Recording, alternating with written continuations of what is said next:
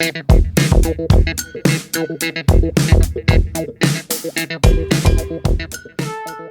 guys, what is up? This is Matthew Davis, me once again. Welcome back to the movie review, aka After I Saw. This time is going to be on Backrooms. This movie is directed by Kane Parsons and is based off of his series of, I don't know the full lore behind the Backrooms and all that, but all that I know is that this movie was coming out. And it's an A24 horror movie, so that was enough for me to get interested in this one.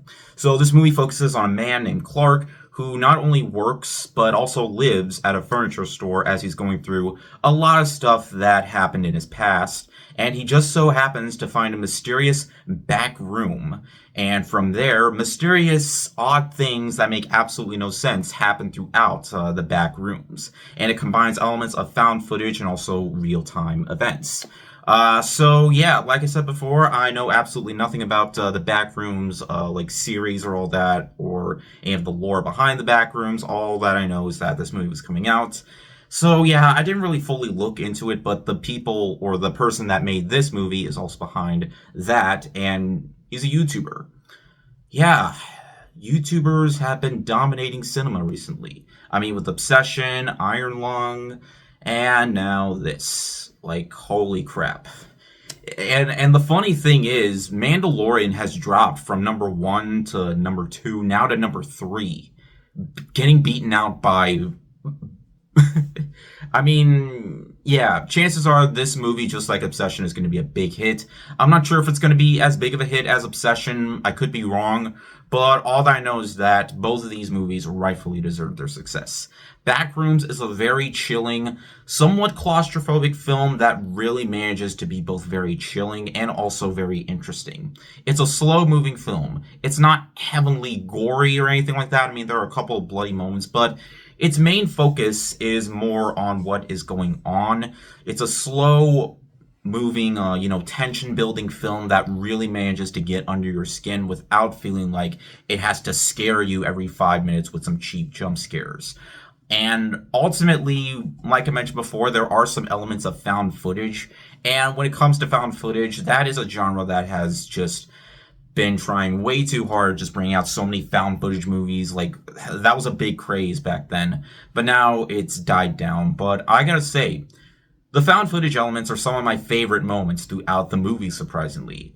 The very first found footage element in this movie definitely set the mood and the tone for the film and what exactly there was to expect for when it actually gets to, the story-driven elements. As there's also a therapist called Mary who Clark meets up with once in a while, to make him feel like a better person when he talks about these events. And without getting into spoilers, yeah, there are parts of this movie where it focuses a lot on Clark, but then there's another part a lot later on where it focuses on Mary.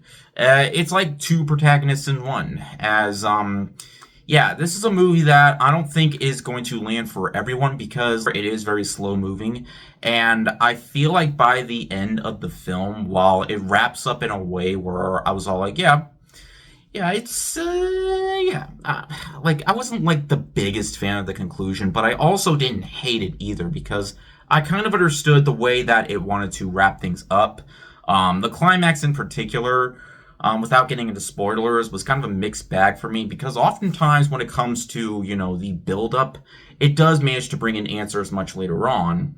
But it's not really going to give in too many of those answers. And for some people, that might be a little bit frustrating because while a lot of people are really enjoying this right now, I can tell there's a part of me that's really going to think, yeah, there are some people who are probably not even going to like this film. But it just really depends what you're in for. Are you in for a film that's a slow-moving ride while also giving you elements of mystery that might not always go to your head like right away? Because sometimes I feel like that's what the purpose of this movie is going for. And that's not really a bad thing.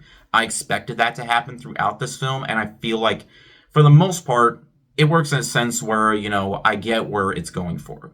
The acting from both of the main leads are absolutely fantastic. I forgot their names. They're really, me, I'm not really good with pronouncing names, and I could have looked online, but the thing is, I do videos on my phone, and I can't, I used to have a camera, but I can't just take my phone off and just put it on the tripod, so I deeply apologize for all that, but hey, The acting is very solid, even if the writing isn't perfect.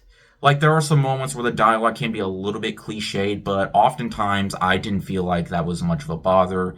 And also, even though I knew it was going to be slow moving, I do feel like there was a little bit of an opportunity to cut down a little bit of the movie's length because it's close to 2 hours, like 10 minutes less than 2 hours. I feel like had it hit like the hour or 35-minute mark, then it would have been absolutely perfect. But I didn't think that the movie was, I never checked my watch through like the time on my phone while watching this movie. So it definitely still kept me interested as the movie was going on, and it manages to get even more interesting when it hits the later part of the movie, like the second act, because it gives you exactly what there is to expect. When it comes to the actual back rooms, it's mysterious, it's unnerving, and it just gets under your skin in a way where it feels like less is more. And that's definitely the case with this film. A24 manages to release horror films that make it feel a lot less, but bring in a lot more later on. And in the end, guys, I'm not going to say too much about the back rooms because there are parts of me that is going to accidentally spoil some of it. So I'm just going to tell you right now, it is definitely worth checking out. Between this and Obsession, I would say I liked Obsession more than this. I personally feel like I'm not going to be alone on that. Mainly because I feel like Obsession is a lot more easier to follow. But still, if you're very intrigued by the Backrooms lore that has been going through online, then I feel like this movie is definitely going to be made for you. It's definitely a room I recommend visiting. Yeah, didn't want to say too much about this one, but I can definitely say it's been a very solid year for independent horror films so far. And I really hope we do get more like this because, yeah, this needs to be a message for Hollywood that this is how you make successful films. And chances are this movie will do very well. And hell, there have been people who've been sneaking into this one. When I went to go see the movie, there was two people that got caught by the employee because he knew that they were trying to sneak into the movie. So yeah. Uh, I'm not surprised at all. But anyways, thank you guys so much for watching. If you enjoyed this video, be sure to like and maybe subscribe for more. You can also follow me on Twitter, Instagram, or maybe Blue Sky. Links in the description. And I'll see you guys later. Word out.